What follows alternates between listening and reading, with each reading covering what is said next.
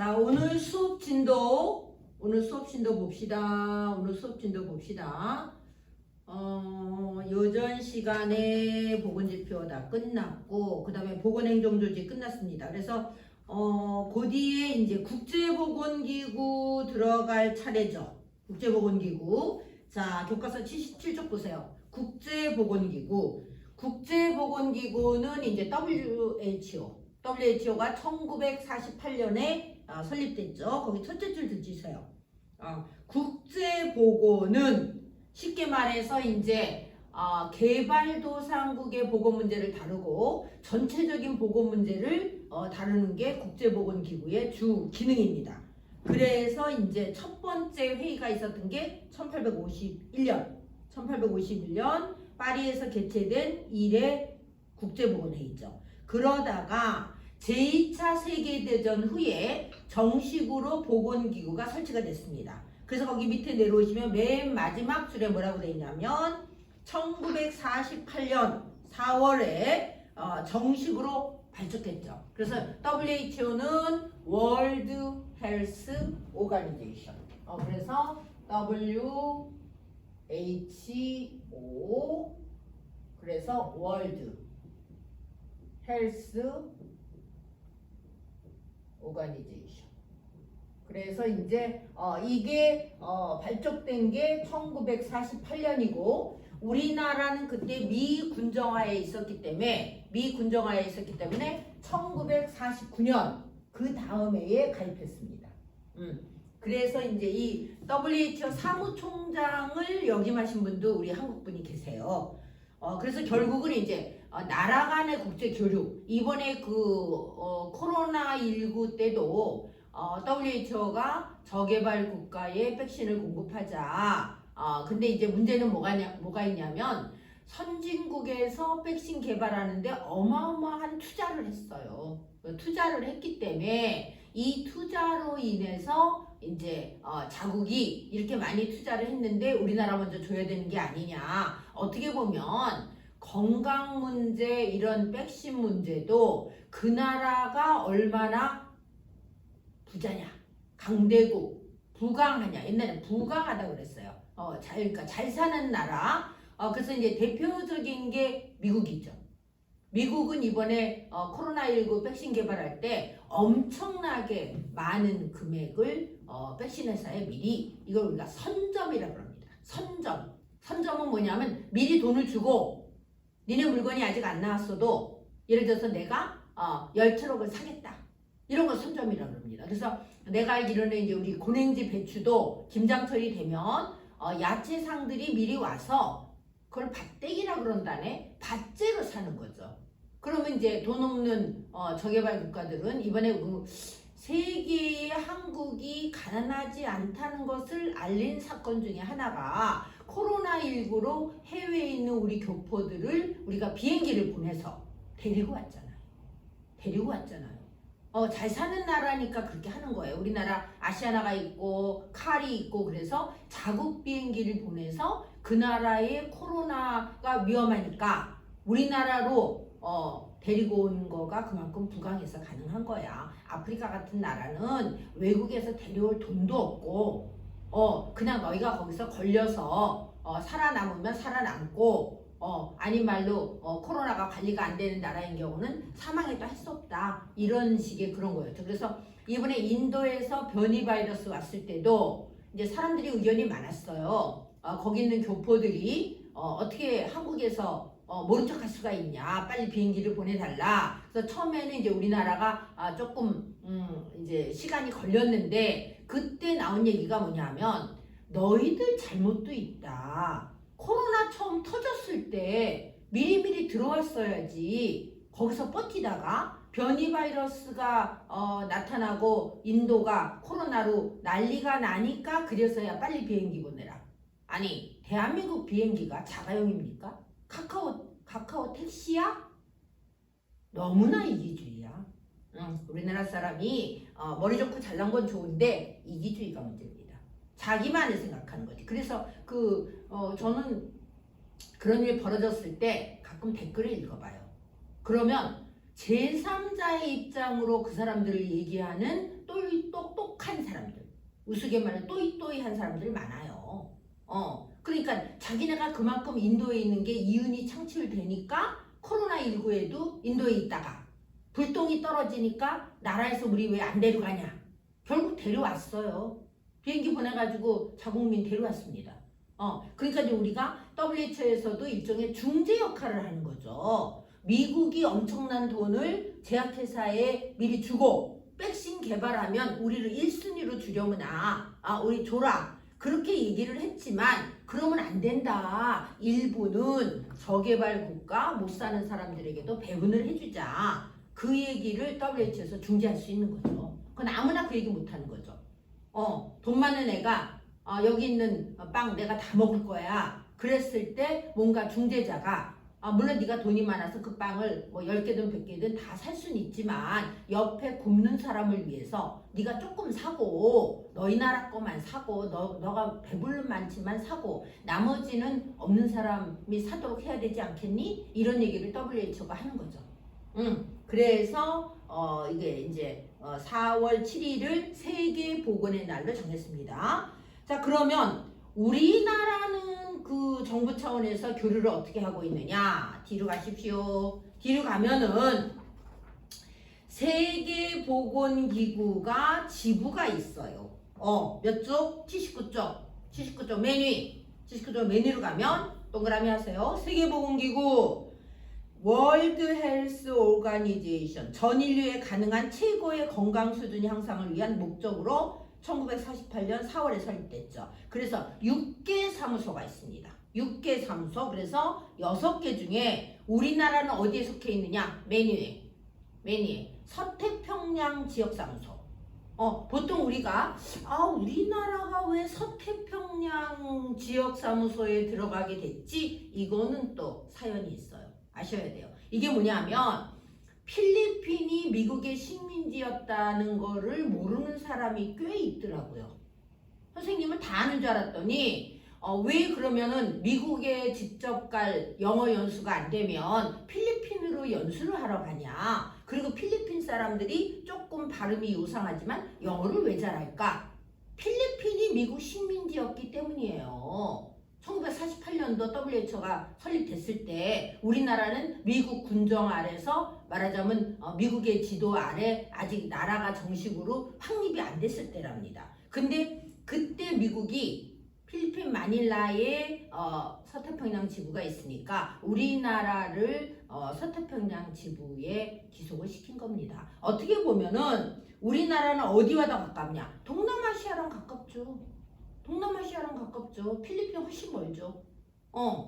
그런데 이제 어쨌든 우리나라 지부는 서태평양 지역사무소고 그 다음에 두 번째가 동남아시아. 동남아시아는 지부가 인도 뉴델리. 그 다음에 아프리카가 콩고의 브라자빌. 그 다음에 동지중해가 이집트의 카이로. 아메리카 지역이 워싱턴. 그 다음에 유럽 지역 사무소가 있죠. 유럽 지역 사무소. 덴마크의 코펜하겐에 있습니다. 그래서 WHO의 본부는 어디 있느냐? 스위스 제네바에 있습니다. 그 다음에 이제 보시면 거기 세계보건기구의 목적 및 임무라고 해서 1번서부터 10번까지 있습니다. 요것은 여러분이 한번 읽어보시면 됩니다. 교과서에 아주 자세하게 나와 있고요. 중요한 거는 뭐냐면 WHO에서 무슨 활동을 주로 하느냐가 나와요. 결국은 뭐야? 우리가 잘 살고 우리가 백신을 맞고 우리가 최고 수준의 의료를 하고 있어도 세계의 반 이상이 첫째 줄에 나옵니다. 세계 인구의 반 이상이 적절한 보건의료 혜택을 못 받고 있습니다. 적절한 의료 혜택을. 그래서 이거를 골고루 배분해주기 위해서 노력하는 게 WHO죠. 가서 이제 의사들이 봉사도 하고 WHO에서 백신도 공급해주고 그러니까 우리나라는 우리나라 국민의 건강을 도모하기 위한 행정을 도모한다면 그 행정을 세계인에게 도모하는 게 WHO다. 이렇게 생각하시면 돼요. 그러니까 세계의 보건행정을 더욱이나 누구에게? 잘 살아서 건강검진하고 좋은 혜택을 받고 좋은 환경에서 살아가는 사람들은 굳이 WHO가 신경 안 써도 잘하고 있어요. 그럼 어떤 사람일까? 기아, 질병, 빈곤에 시달리는 저개발 국가. 리얼하게 말하면 후진국들에게 WHO가 이러한 행정을 도모하고 있는 겁니다. 그러니까 여기 밑바닥에는 뭐가 깔려 있냐면 다 같이 건강하게 살자. 다 같이 건강하게 살자. 그 얘기죠. 전 인류가 어떻게 보면 불가능할 것 같기는 하죠. 옛날부터 임금도 가난은 다 돌봐주지 못한다. 임금이 아무리 정치를 잘해도 가난한 사람을 다 부자를 만들어주지는 못한다.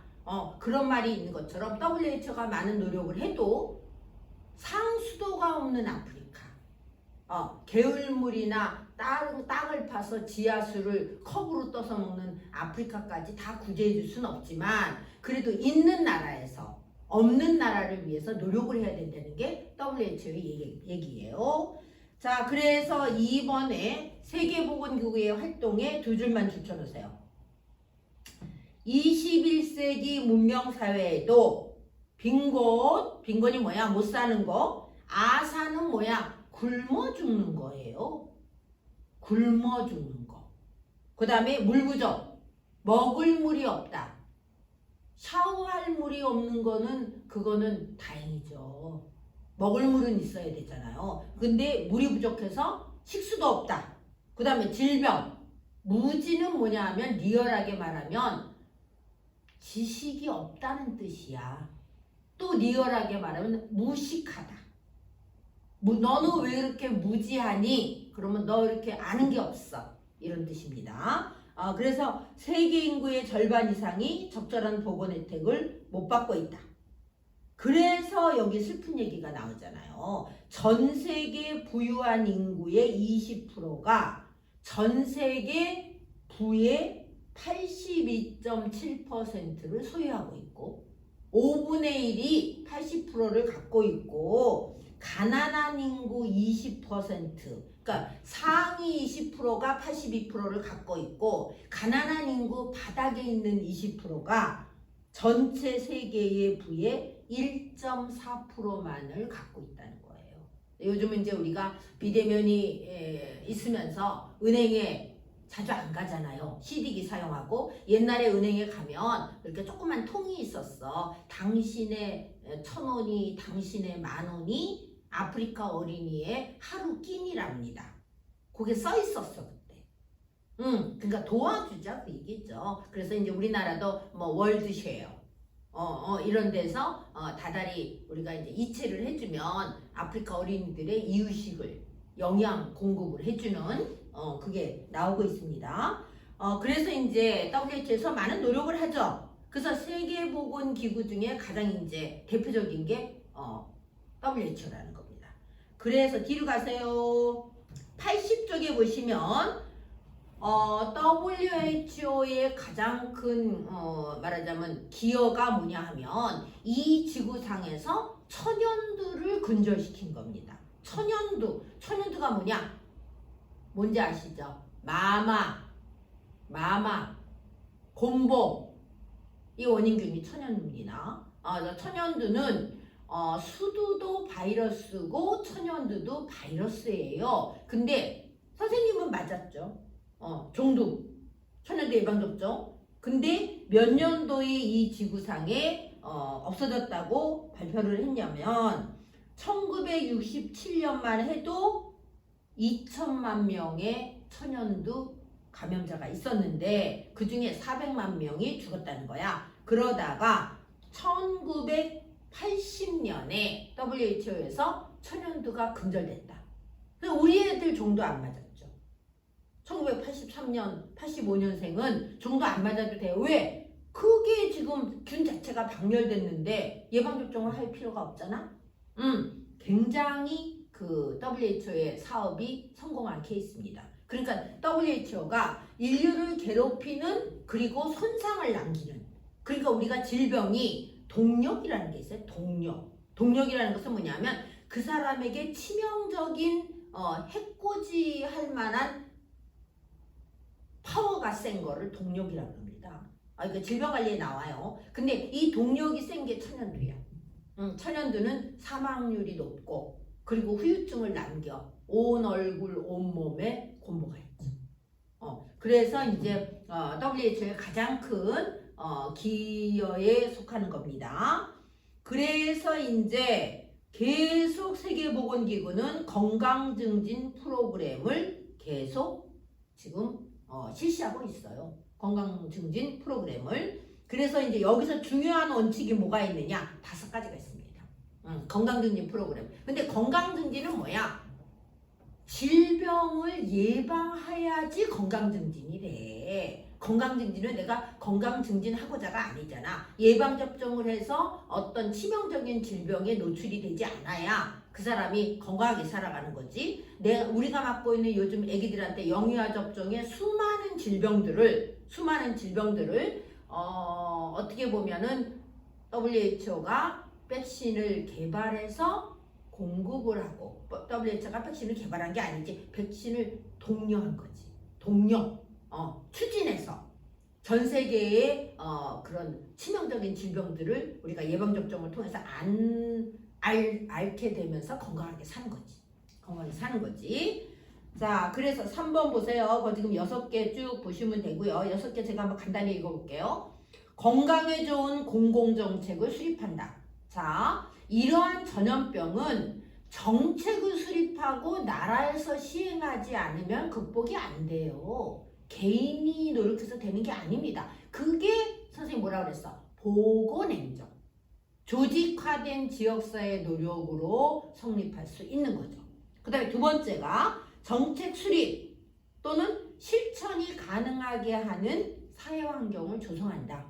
자, 여러분 1차 보건의료 기억나시죠? 1978년 알마타 회의에서 전 인류에게 1차 보건의료를 시행하자라고 했는데 우리나라 2년 만에 도입했잖아. 2년 만에. 기억나? 농어촌 의료를 위한 특별조치법. 그거를 2년 만에 우리는 실행해서 보건진료원을 양성해서 무의촌에다가 보건진료소를 세우고 보건진료원이 기본적인 처치와 진료를 할 수 있게끔 만든 거야. 근데 이게 바로 뭐야? 나라의 재원이 있어야 되고 의료 인력이 있어야 되고 이것을 시행하는 정책이 있어야지 자리를 잡는 거지. 1978년 2년 전에 그 회의를 했다 그래서 회의를 실행하는 나라가 과연 얼마나 많겠느냐. 그거는 우리가 좀 자부심을 가져야 될 부분이기도 합니다. 자, 그 다음에 3번째가 개인 및 가족과 사회 건강을 향상시킬 수 있는 기술에 대한 교육을 합니다.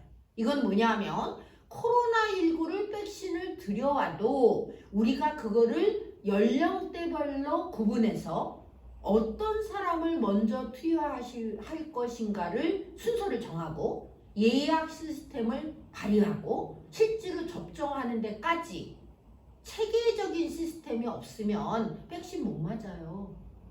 우리가 무슨 빵 살 때처럼 빵집에 가서 줄 서면 맞는 게 아니잖아. 우리가 지금 백신 공급을 원칙에 의해서 해주고 있잖아. 원칙. 1순위는 어떻다, 2순위는 어떻다, 연령도 고령자 한 다음에 뭐 70세 하고 그 다음에 65세 하고 이런 식으로 단계적으로 실행을 해야지 그게 정책이 펼쳐지는 거지. 우리가 집에서 밥솥에 밥을 떠서 우리 식구 5명 떠주는 거랑은 이건 스케일이 틀린 거예요.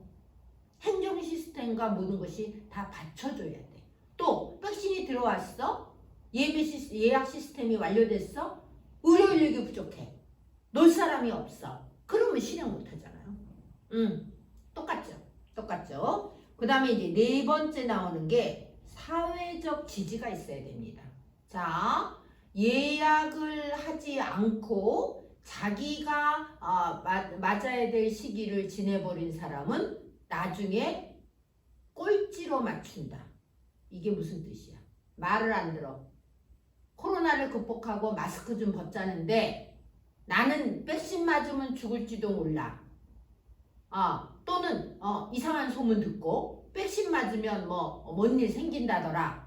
완전히 물론 예방접종은요 1000명을 백신을 놨을 때 다 완벽하게 부작용이 없을 수가 없어요. 없을 수가 없어요. 근데 문제는 왜 부작용이 있는데 그 백신을 맞춰주냐? 그러면 할 말이 있어요. 뭐냐면 10,000명에 2명이 백신을 맞고 부작용이 있다면 나머지는 어떻게 되는 거야? 예방이 되지 않느냐?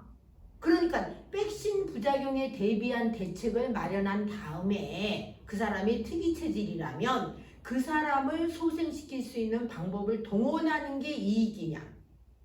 2명이 부작용이 생기는 확률이 있다 그래서 10,000명을 백신을 안 맞춰서 그 질병에 노출되는 게 이익이냐?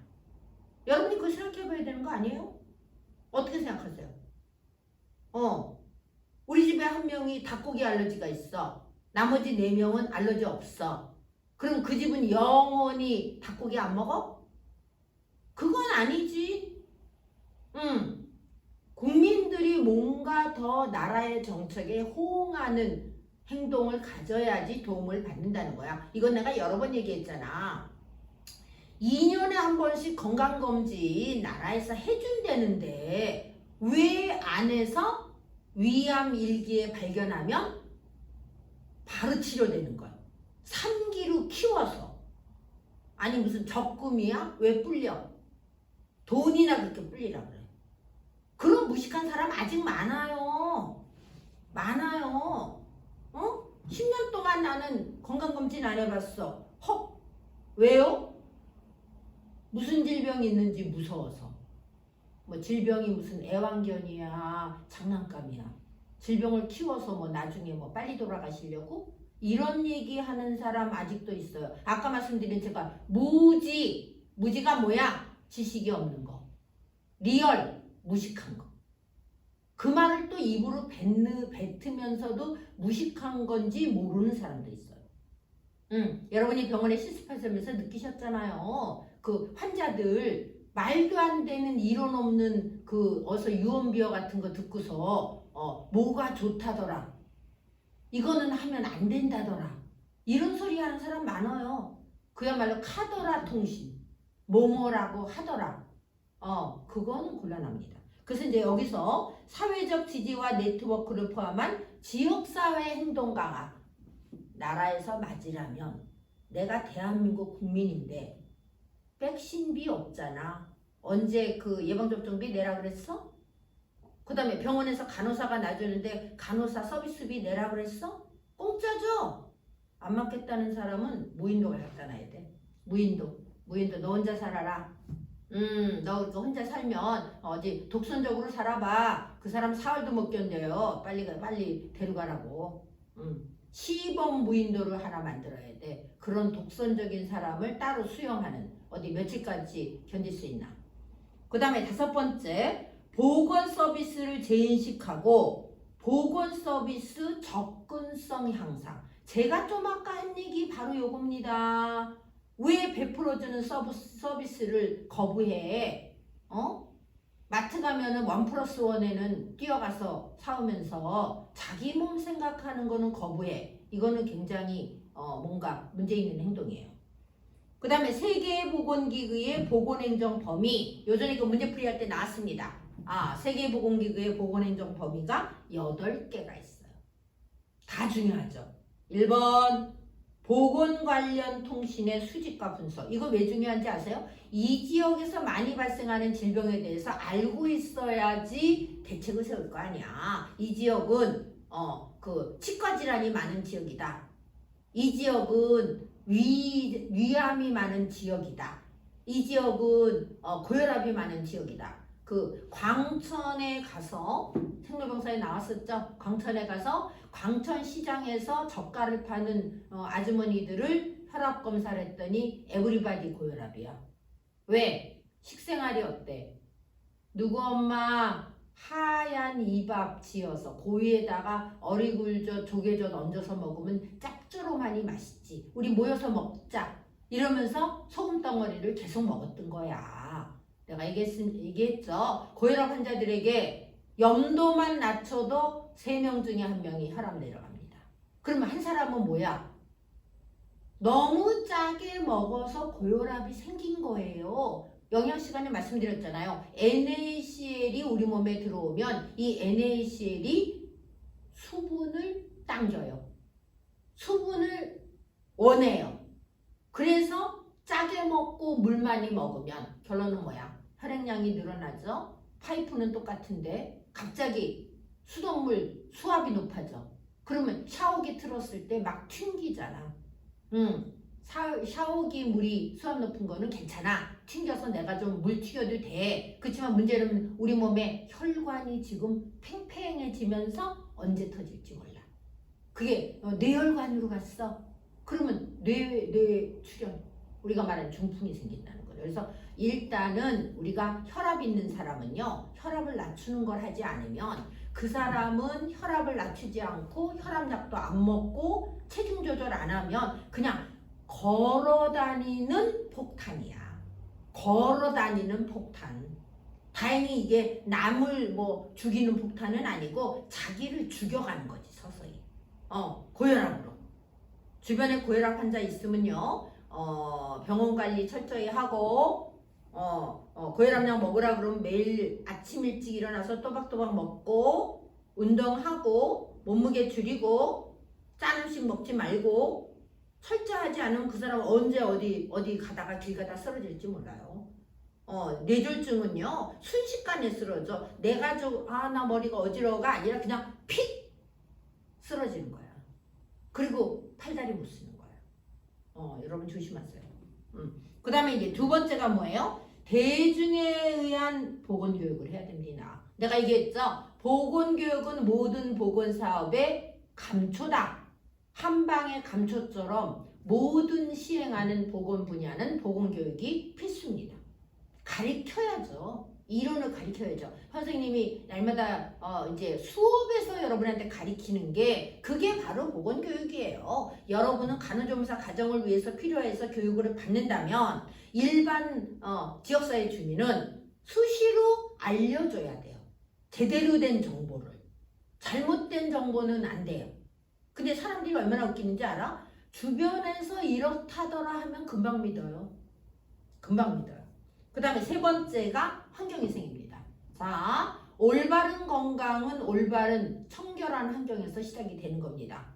코로나19로 우리가 잃은 게 있다면 주변에 환자가 뭐 사망한 사람도 있는 사람이 있을지 모르지만 얻은 게 뭐야?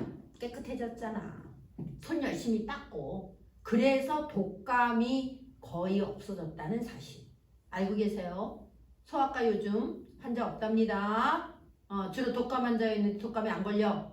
밖에 안 돌아다니고 마스크 쓰고 다니고 손 씻고 위생관념이 높아진 거지. 그 다음에 네 번째가 감염병 관리죠. 그러니까 우리가 딴 사람에게 전파되는 질병은 2배를 신경 써야 됩니다. 그 다음에 다섯 번째가 모자보건. 모자보건의 뜻은 한 가지로 생각하시면 돼. 미래 그 나라 인구의 자질을 향상시킨다. 우리가 아이를 잘 돌봐놓으면 그 아이가 컸을 때 생산 연령이 돼서 그 나라를 책임지잖아. 근데 아이가 부실해. 그러면 어떻게 건강하지 않은데 그 나라 경제를 책임지고 생산을 할 수가 있겠어? 길게 보면 결국 그 나라의 미래예요. 모자보고는. 그 다음에 다섯 번째가 의료죠. 의료. 올바른 의료가 시행되느냐. 그 다음에 일곱 번째 다섯 번째가 모자보건, 여섯 번째가 의료, 일곱 번째가 이제 보건간호죠. 보건간호는 우리나라가 찾아가는 서비스죠. 이게 방문간호죠. 그 방문간호가 미국이나 영연방, 캐나다, 호주는요 수십 년 전에 이미 활성화돼 있어요. 우리가 아프면 내가 병원을 찾아가야 서비스를 받는다? 그게 아닙니다. 찾아가야 서비스를 받는다. 그게 아닙니다. 나를 찾아와서 서비스를 해줘.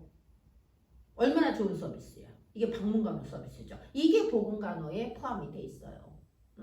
보건간호에. 그 다음에 마지막으로 재예방. 재예방이 있습니다. 그래서 세계보건기구의 보건행정 범위는 8개입니다. 8개. 그 외에도 많이 하는 게 있는데 이제 요약해 보이면 주요 범위죠. 자, 스스로 학습 문제가 2개가 나와 있네요. 자, 스위스 제네바에 본부를 두고 있는 WHO의 6개 지역 사무소 중 우리나라가 속해 있는 데는 서태평양 지역사무소, 필리핀 마닐라.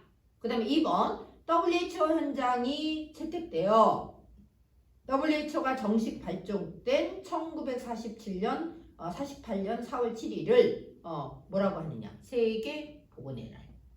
세계 보건의 날. 여기까지 이제 세계보건기구 WHO를 중심으로 말씀을 드렸습니다.